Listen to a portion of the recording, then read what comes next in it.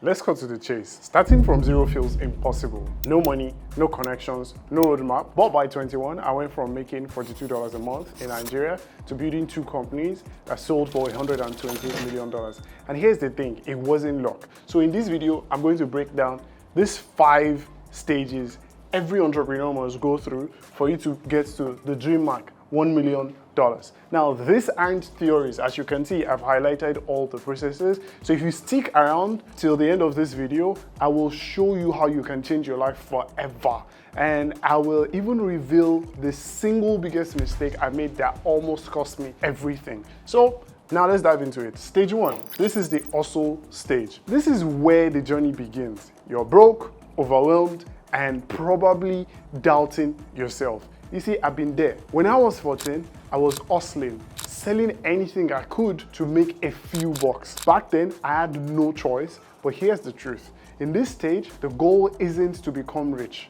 It's to survive and build momentum. So for you to get that done, you do one thing first, right? That is, you need to master a high income skill. Now you might be thinking, how does this work? Well, it's a non-negotiable. At this phase, what you have more is time, right? You have more time and you have less money. And when you have more time and less money, what do you want to do? You want to trade that which you have more of to get what you have less of, right? And the best high income skill that I always talk about that people should master is exactly what is in demand. You only get paid more money when what you have is more valuable to someone than what they have, right? So in this instance, you want to trade what you have more of, time, to get what you have less of, which is money, in exchange for what someone has less of, which is time, for what they have more of, which is money, right? In this instance, for example, I make videos here on YouTube, and I also have a luxury men's watch brand called Phoenix Watches, and I have less time, but I have more money. So if you were to work with someone like me, you look at what are the things that I categorize as important, but I don't have enough time to try and master. For example, video editing. Now, a friend of mine, Olior, he created a course around how to make videos with simple tools that you already have at your availability. An iPhone. You could make videos with your iPhone. And now, if you learn how to edit videos, there are YouTubers that will gladly pay you a lot of money for this because it creates leverage for them. And this is how it works, right? If they are seen by, say, 1,000 people, right? And when they have 1,000 people who see them and they have an offer for, let's say, on average, $1,000, right?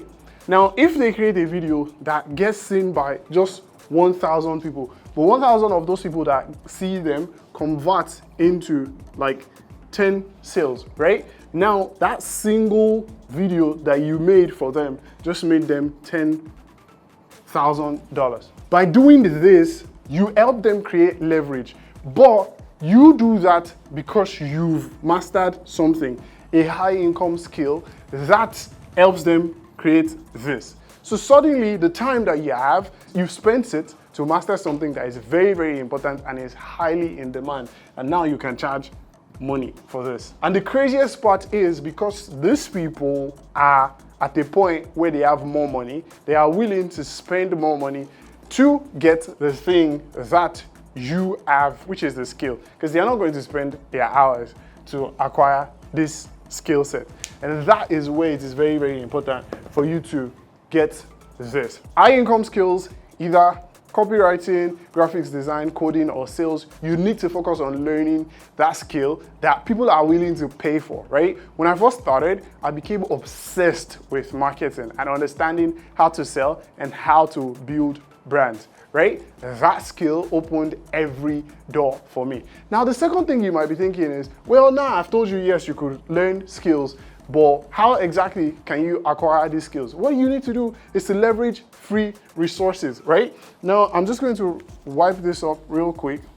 You have to leverage free resources because at this point, obviously, you do not have enough money, right? So, a free resource is YouTube. If you go on YouTube right now and you search for how to edit on CapCut, you'll find so many videos that are on it. Now, if you can't watch YouTube videos, there is something called MOOC, right? If you go on Google and you search for free MOOC courses, this is something where universities around the world and institutions around the world create free resources that you can learn from, right? Even Harvard has something called Allison. You literally take a course and you get a certificate, you get certified on the same way as someone who went into the four walls of a university. And no one will ask you that, did you actually school in Harvard, right? So you can search for free MOOC courses and you see it. Now, there are platforms like Coursera that sell courses for as low as $20. Now, if you're not willing to even invest $20 into your own learning, then you do not deserve to be paid $500 or $1,000 a month for what it is that you are doing, right? And that's another platform. Then there is Skillshare. With Skillshare, you could go on and you will find trainings, resources that you could use to develop yourself. But the thing is, like I said, you have more time than you do have money. So because of that, you want to spend what you have more of to acquire that which you have less of. And unless you're willing to invest, you either have to invest your money or you have to invest your time. Or sometimes you have to invest both. If you're not willing to do any of that, then sorry, you're going to stay poor for the rest of your life. Now you might be saying, well, no money. The truth is, no money, no problem. The internet is your best friend. When I couldn't afford courses, I consumed free content, YouTube videos, blogs, anything I could find. You don't need thousands of dollars to start. You just need to be resourceful. And now, once you've done all of this, the next thing that you need to do is to work relentlessly. You see, this stage isn't about balance. I see so many people be like, oh yeah, you know what, work-life balance. Bro, when I was struggling, when I was trying to figure most of this shit out, I wasn't trying to strike a balance, right? My younger sister told me I was boring because I wouldn't go out. I wasn't going for partying and all of that. I just stayed at home and decided I wanted to stack my dough, right? So it's about sacrifice. It's about waking up early. It's about staying up late. It's about doing whatever it takes to get your first clients or customers. I'll never forget landing my first client that paid me $50 online. It wasn't much, but it proved that I could create value and get paid for it. That's when I realized the hustle works. Which then leads us to the next stage, the builder. This stage is where you go from $10K to $100,000 a month. Because this initial stage is just you going from 0 to 10K. And all you have to do is see how you can learn a skill and see how you can land a client with this. If you do this very well, for sure you're going to make $10,000. Now that you make $10,000, that you've got cash flow, it's time to think bigger. This is where many entrepreneurs get stuck because they stay in hustle mode forever. The key here is systems and scalability, right?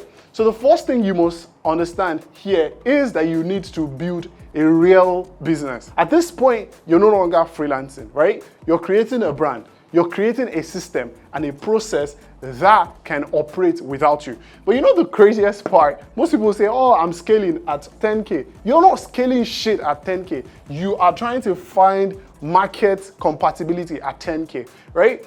Now, my first e-commerce business, selling products I knew people needed, right? The thing is, people obsess so much about the plan. They obsess so much about the idea. They do not obsess about getting validation. Getting to the first 10K a month is hustling. You're just trying to find out, are there people out there that will pay you for what you have? Once you build an actual business that people are willing to pay you for what you have, you need to reinvest your profit, which is the second phase when it comes to the builder stage. Every dollar you make should be reinvested. Every single dollar. For me, that meant spending on better tools, spending on advertising, and hiring help. You can't do this alone. The issue is people think, oh yeah, you know, I'm going to build by myself to $1 million.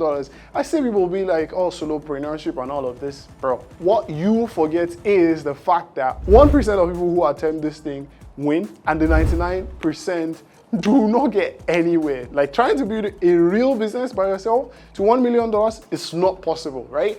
Now, the third thing you need to understand for you to go from 10K to $100,000 a month is you need to focus on one thing and avoid distractions. You see, when you're trying to accomplish this, you will get overwhelmed with shiny object syndrome.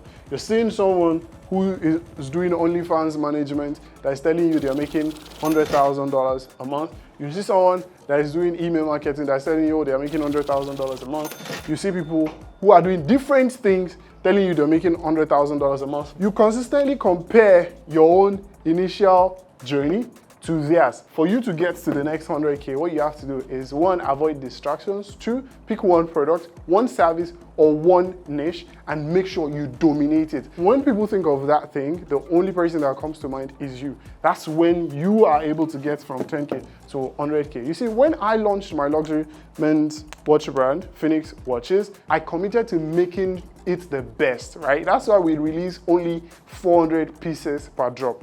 And the core is focusing on quality over quantity. So this stage isn't about anything other than planting seeds for long-term success, right? You're building the foundation that will support your $1 million empire, which now leads us to this stage, the growth stage. Now, this growth stage is when you go from 100K to 250K. And for you to go from 100K to $250,000, this is where things get serious. But it could also get overwhelming because you've built a business, but now you need to scale it. Growth brings challenges, and the challenges involve managing people, operations, and cash flow. So there are some key points I'm going to highlight here just so you know how you can manage this phase. The first one is you need to hire the right people. I told you, you can't do this alone, right? This was a very, very hard lesson for me. I hired my first team, including sales closers and an operations manager, and it transformed my business. But if you make the mistake of not knowing how to hire the right people, you're fucked. There are different platforms that you can go on to hire people. An example is deal.com, DEEL.com, or onlinejobs.ph. You can find people with master's degree that are willing to receive $10 an hour from you for the service that you are looking for. On Deal, they will match you with people who are guaranteed to be great at what it is that they do. You could also ask your friends. Most times, I rely on the referrals that my friends provide me to hire great talent, right? And then the second thing you need to understand at this phase is you need to double down on what works. This isn't the time to experiment widely. At this point, what you need to do is look at your data. Which products or services are performing best, right? You need to focus your energy and resources on this aspect of your brand. Now, the third thing, which I don't want you to take lightly, for this to happen is you need to build your brand. You see, people do not just buy products, they buy into stories, right? And that's why I built a brand narrative for the Phoenix watches. It symbolizes grit, success, and luxury. And it resonated with my audience and turned my customers into loyal fans. Now, I'm actually going to show you our watches. So right now, this is my watch brand. As you will see, I call them the right arm candy, right? Now, I want you to understand that people do not just buy products. Of course, we create great stuff. It looks great, right? It looks good. It could be seen as just another commodity in the market if we do not tell the right stories. And how do we present our watches? I say that this is for the man who has built his life from scratch and is deserving of something that recognizes the resilience, the grit that went into building that life. We're not trying to be the next AP, we're not trying to be the next Rolex, and we were able to weave the right stories that transformed customers into loyal fans. So when people see your brand as a reflection of their aspirations, scaling becomes easier, which then leads to the next phase, which is the optimization phase. Now, this is the big daddy phase that most people never actually get to. This right here is the 250K to 500K a month phase. Only 3% of businesses ever hit $1 million a year. But anyways, at this point, your business is thriving, but you're also dealing with growing pains, right? The goal here, efficiency. You need to streamline your operations and increase profitability. And now there are some key points I would like to highlight to you. But the number one that you must understand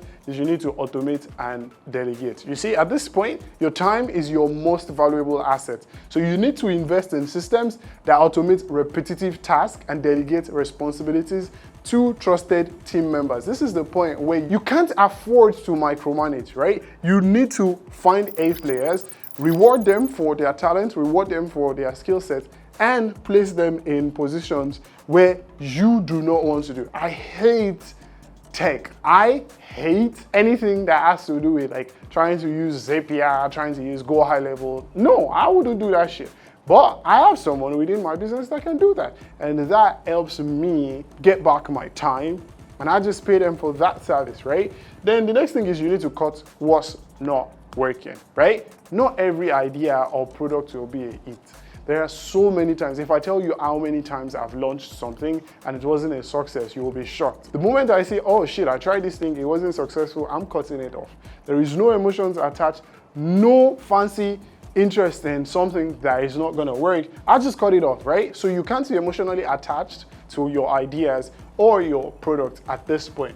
Now, that is said, you need to cut what is draining your resources. When I first pivoted my first e-commerce business, I focused only on products that were profitable and scalable. And this other one, you must be very, very intentional about, and that is protecting your brand. You see, at this stage, reputation is everything. You need to deliver on your promises, you need to prioritize customer experience, and you need to maintain your brand's integrity. This is like super important, and you also need to make sure that this is something that is emphasized on within your company, the right company culture. So you tell every staff when you're onboarding them your company values. And in my own business, we have something called the manifesto. You see, in the manifesto, when I'm having new staff hires, I always tell them these are the do's and these are the don'ts of the business. It is very key that you have that in place. And now you're ready for the final leap, which is the sugar daddy. This is the point. This is the dream, right? You want to make $1 million. You want to join the big leagues. Welcome to the big boys, right? But don't be fooled. This stage is just so fucking challenging as the first. Now it's all about sustainability and legacy. So there are some points you must understand here.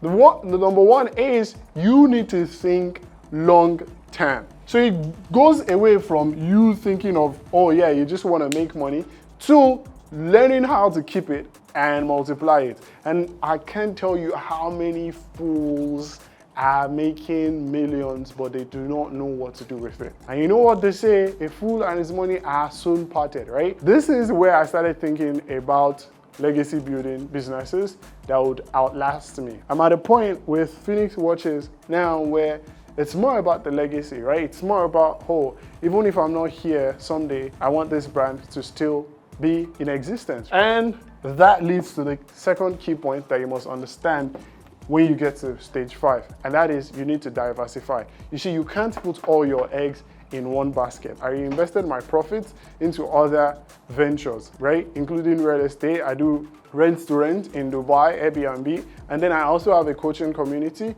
which generates consistent cash flow. And the third important thing at stage 5 is giving back. You see, success isn't just about money. It's about impact, right? That's why I founded the FIRECAP Institute for Suicide Prevention to honor my mom and make a difference in the world. So by this stage, you're not just an entrepreneur, you're a leader. And leaders don't just chase success, they create opportunities for others. So here's the truth. Building $1 million business isn't for everyone.